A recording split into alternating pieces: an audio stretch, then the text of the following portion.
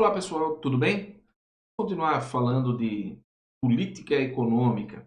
Nós já falamos um pouco sobre crescimento econômico, falamos também sobre o controle da inflação e agora vamos ver mais alguns tópicos sobre essa questão política econômica. Vamos começar pelo equilíbrio nas contas externas. O equilíbrio nas contas externas. Os países precisam buscar o equilíbrio no balanço dos pagamentos das contas externas e esse equilíbrio precisa ser mantido exatamente para não criar problemas no funcionamento da economia. São dois problemas que podem surgir e antagônicos. O primeiro é a questão do déficit. Se há um déficit no equilíbrio das contas externas, esse déficit pode criar o esgotamento das reservas do país em moeda estrangeira e isso comprometer tanto os pagamentos dos seus compromissos externos, como também a inviabilizar a importação. O superávit também pode causar um desequilíbrio da economia, por conta de o excesso de uma moeda estrangeira forte, como é o caso do dólar, por exemplo, pode provocar inflação. Distribuição de renda. A melhoria da distribuição de renda também é um objetivo da política econômica, mas a não ser por questões bruscas que podem acontecer numa economia, como por exemplo uma queda da taxa de inflação, de forma até anormal, fora esses eventos, a distribuição de renda ela não acontece em um espaço curto de tempo. Ela requer políticas a médio e longo prazo. Vamos dar uma olhadinha no que nós chamamos de índice de Gini. É esse índice que é utilizado para medir a distribuição de renda no país. Vamos dar uma olhadinha nesse vídeo produzido pelo IBGE.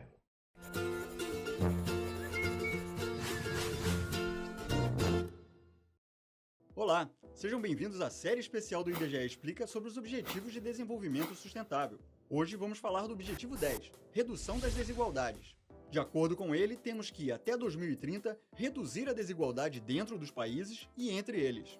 A desigualdade é uma preocupação global, que vem crescendo nos últimos tempos. O então presidente norte-americano Barack Obama chegou a dizer em 2013 que o aumento da desigualdade de renda seria o desafio definitivo de nossa era. De fato, ela causa descontentamento e imobilidade social, o que gera conflito, segregação, sentimento de injustiça e violência. Além dos aspectos sociais, um estudo do FMI aponta que a desigualdade prejudica também o crescimento econômico dos países. De acordo com esse estudo, se a participação na renda dos 20% mais ricos aumenta, então o crescimento do PIB diminui a médio prazo.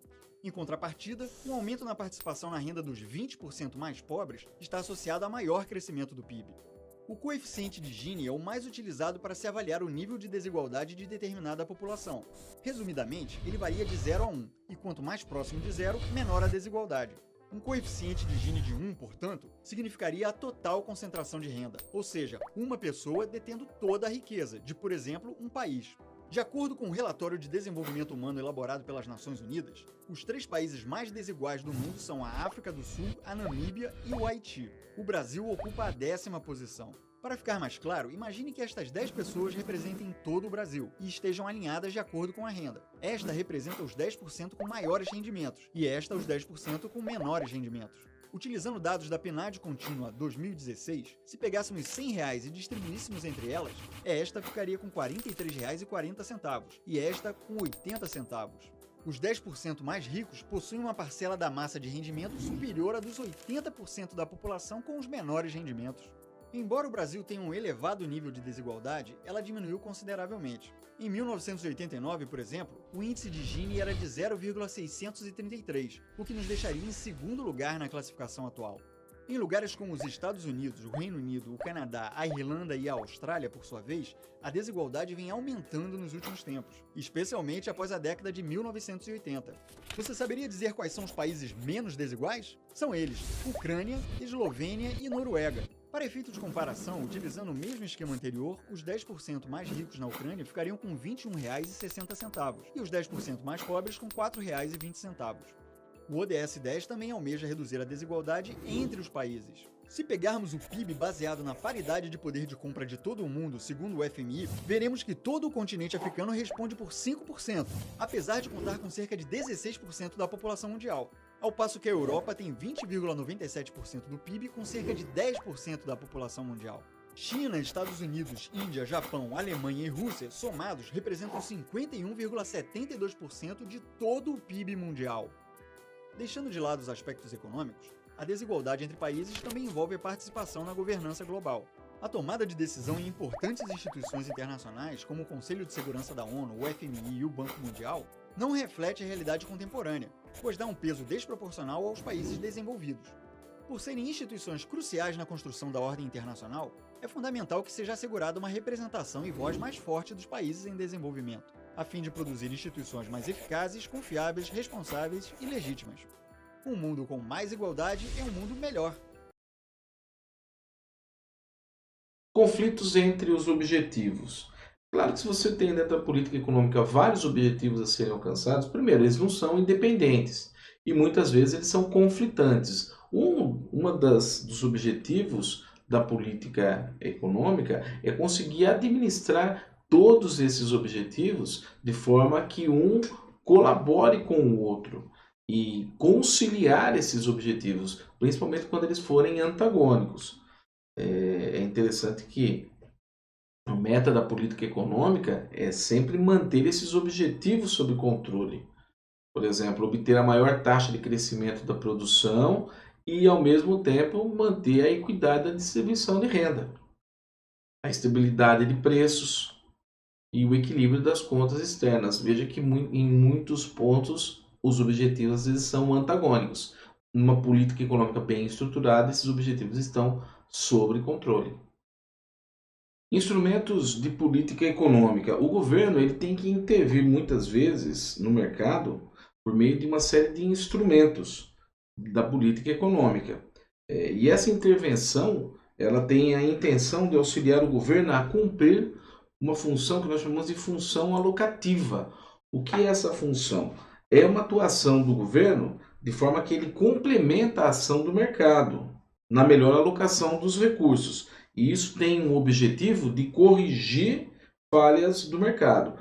Essas falhas do mercado, elas são três. Elas podem ser o que nós chamamos de externalidades. Isso ocorre quando as ações de um dos agentes do mercado têm impacto positivo ou negativo sobre os resultados de outros agentes.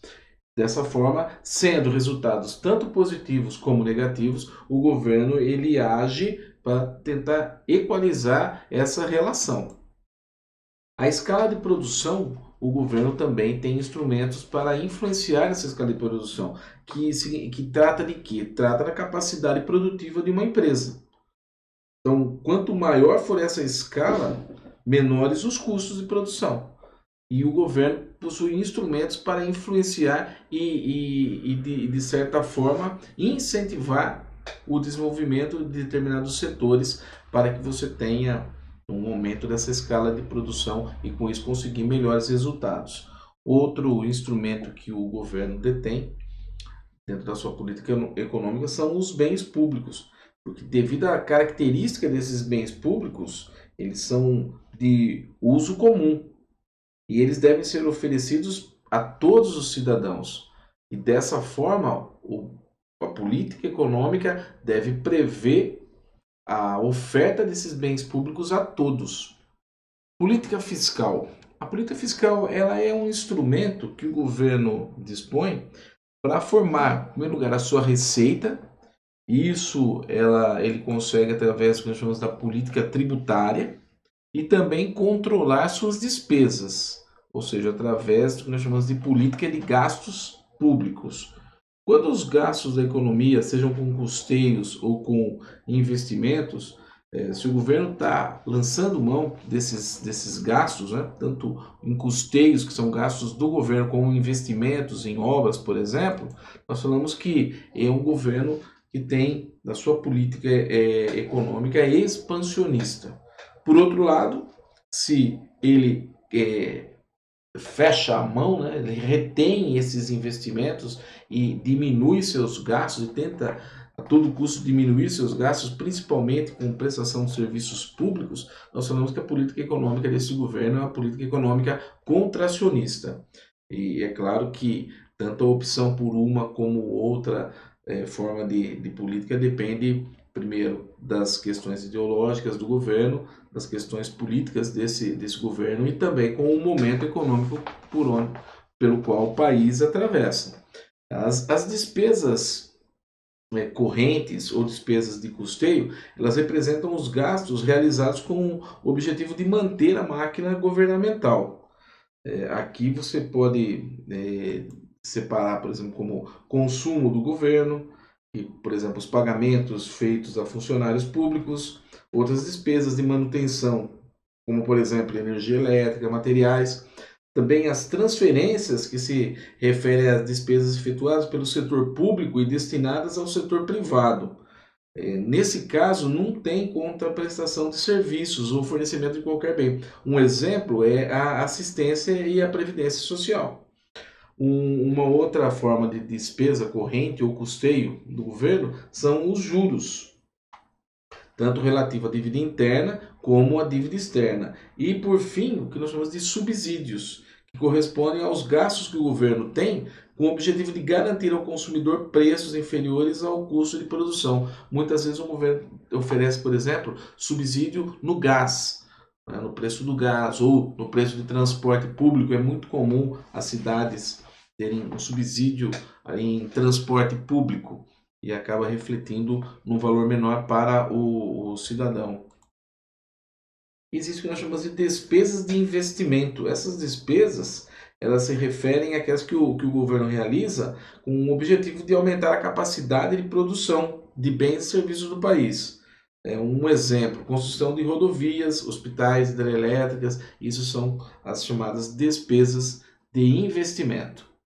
Então veja que o governo ele utiliza o instrumento de política fiscal dependendo do seu objetivo, dependendo do objetivo da sua política econômica. Um exemplo, se ele pretende reduzir a taxa de inflação, algumas medidas que normalmente são tomadas é a diminuição dos gastos públicos e o aumento da carga tributária. Por outro lado, se ele pretende incentivar o aumento do crescimento e do emprego, ele pode utilizar os mesmos instrumentos, só que no sentido contrário. Nesse caso, há um aumento dos gastos públicos, principalmente nos investimentos, e a diminuição da carga tributária, como, por exemplo, desoneração de folha de pagamento. Diminui a carga tributária com a intenção de você conseguir um aumento do emprego. Outra ideia da utilização dos instrumentos de política fiscal na melhoria, por exemplo, da distribuição de renda. Na distribuição de renda, você pode direcionar os gastos públicos de forma seletiva para aquelas pessoas que são mais necessitadas ou menos favorecidas pelo sistema econômico e, por outro lado, aumentar uma tributação ou criar uma tributação progressiva também de forma seletiva, ou seja, com aqueles que recebem mais, com os mais ricos. Então, o governo utiliza esse instrumento política fiscal, mas como eu já disse anteriormente, isso depende da ideologia do governo e depende de quais são os objetivos de fato da sua política econômica. Dentro dos instrumentos da política fiscal, você tem a estrutura tributária, novamente a ideia de controle dos gastos públicos, conceitos de déficit público e formas de financiamento de déficit público. A política monetária se refere à ação do governo no sentido de controlar as condições de liquidez da economia, ou seja, a existência do dinheiro em espécie disponível no mercado, disponível para o governo, disponível ao cidadão. Então, no Brasil, a liquidez da economia é medida de acordo com o que nós chamamos de agregados monetários. E eles são subdivididos em 4 grupos, são de acordo com a sua liquidez. E são eles, olha, a base monetária, Nós temos aqui o que nós chamamos de M1, né? O agregado monetário 1, o agregado monetário 2, o 3 e o 4. Mas observe que dessas 4 categorias, o que possui maior liquidez é a base monetária. Observe que ele trata do dinheiro em espécie, né? Reservas em dinheiro e papel moeda em poder público. Veja que isso aqui é o dinheiro na mão, possui a maior liquidez. Por outro lado, o que apresenta o agregado monetário que apresenta o menor teor de liquidez é o agregado monetário 4. Porque veja que ele é composto basicamente de depósitos de títulos privados. Ou seja, para você conseguir levantar recursos financeiros aqui depende de um certo tempo, demanda um certo tempo. Porque nesse caso, os recursos desse agregado monetário não estão disponíveis diretamente. Ela não está disponível prontamente e você precisa realizar qualquer outra transação econômica e que vai demandar um certo tempo para conseguir essa liquidez. Temos que ter bem definido quais são as funções que a moeda desempenha na economia. A moeda ela pode ser um instrumento de troca. Você utiliza a moeda para adquirir bens e serviços, ser um denominador comum monetário ou uma unidade de conta. Quer dizer, por exemplo, que determinados preços e bens estão expressos em moeda. No caso do nosso país, todos os bens estão expressos em reais. Então a moeda ela serve, em primeiro lugar, para ser um instrumento de troca. Se você troca sua mercadoria por mercadoria, nós voltamos num sistema chamado de escambo. O sistema monetário, você estabelece uma moeda e essa moeda ela serve como valor de troca. Também a partir da moeda, você tem um denominador comum monetário, que é uma unidade que a partir dessa unidade todos os bens e serviços são quantificados. E também ser reserva de valor. É dizer, que ela pode ser acumulada ou guardada para pagar contas ou adquirir bens e serviços no futuro. E a partir dessa definição, nós podemos identificar, então, quais são os motivos para a demanda dessa moeda. O primeiro que nós chamamos de transação, ou seja, a utilização dessa moeda para realizar as trocas e adquirir bens e serviços. Também ela serve como uma precaução. É muito comum em determinados momentos de crise as pessoas deixam de consumir e acumulam mais moeda. É muito comum também, numa situação dessas, às vezes, as pessoas buscarem moedas mais fortes do que aquela, inclusive, do próprio país. Num momento como o que nós estamos passando, é comum as pessoas decidirem ter como precaução acumular, por exemplo, dólar, uma moeda comparada ao Brasil, ao real, uma moeda que oferece uma maior segurança, ou seja, uma moeda mais forte que a nossa. E por outro lado, a especulação. Muitas vezes o motivo de se demandar moeda é por conta exatamente de buscar dividendos pelo fato de possuir esse dinheiro, né? Comprar mais barato e vender mais caro depois. No caso do dólar também, você pode comprar esse dólar no momento que ele está na baixa, tentar vender ele numa alta, ou em determinadas situações em que determinados setores precisam desta moeda. Os instrumentos clássicos da política monetária são a política de taxa de juros, controle da base monetária e o depósito compulsório dos bancos. Com a política monetária, o governo pode atuar sobre a taxa de juros. Por exemplo, ele pode aumentar ou diminuir o dinheiro que circula na economia. Ele pode aumentar ou diminuir o volume de dinheiro disponível para os bancos emprestarem. Nesse caso, nós estamos falando do que nós chamamos de depósito compulsório. E ele também pode restringir ou facilitar o crédito.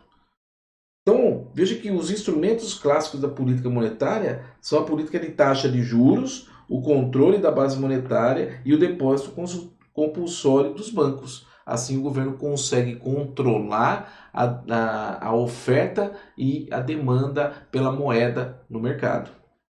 Política cambial e de comércio exterior.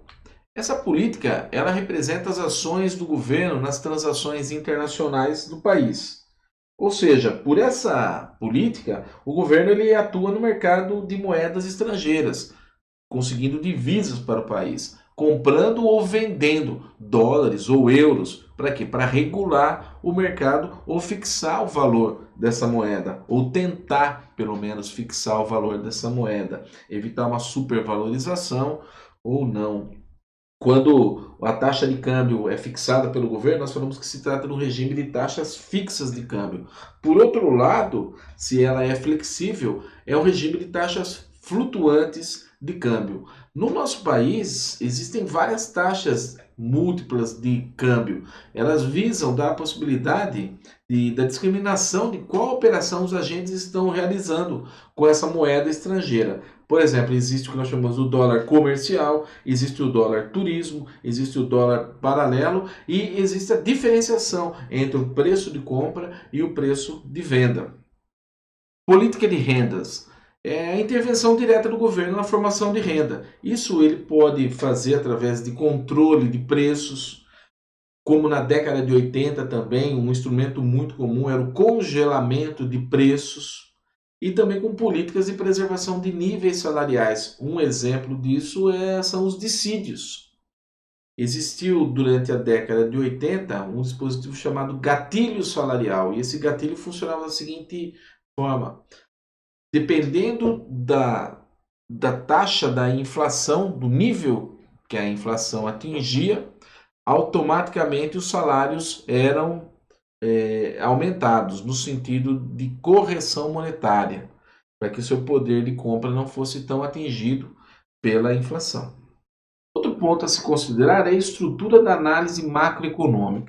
E essa análise ela é baseada ao tipo de mercado que você tem. Por quê? Porque é o mercado que vai mostrar para você qual é a direção da sua política econômica.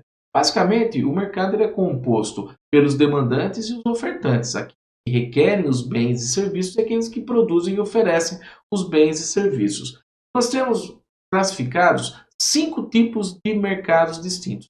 Vamos dar uma olhadinha em cada um deles. Mercado de bens e serviços. Nesse mercado se encontram os produtores e os compradores de bens e serviços. Aqui que são determinados os preços dos bens e também as quantidades desses bens. Nesse mercado nós identificamos o PIB, identificamos o nível de preços, identificamos as variáveis agregadas e também a poupança agregada. Mercado de trabalho. No mercado de trabalho nós vamos encontrar as empresas, que são as que empregam os trabalhadores. Elas são as grandes demandantes desse mercado. O mercado monetário. Nesse mercado é onde são realizadas todas as transações, que são efetuadas por meio da utilização de moeda. Mercado de títulos. É aqui que nós encontramos os compradores dos títulos, que são chamados de agentes superavitários, e também aqueles que vendem esses títulos, que são chamados de agentes deficitários. E por fim, nós temos o mercado de divisas. É ali onde encontramos os ofertantes e demandantes de moeda estrangeira. Com isso, nós terminamos a nossa aula de hoje. Até a próxima.